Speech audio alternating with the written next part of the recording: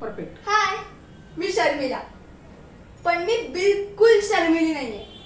माझी स्वाती वहिनी म्हणते ना, तशी फट्टाकिडी आहे मी. आणि हॅपी लाईफला अजून काय लागतं? रील्स बनवायला, रूप आणि ब्रँड्स वापरायला पैसा. सी, रूप तर माझ्याकडे आहेच, पण ब्रँड्स वापरायला पैसा लागतो. आणि तो ज्याच्याकडे आहे त्याला पटवलं की झालं ना मग.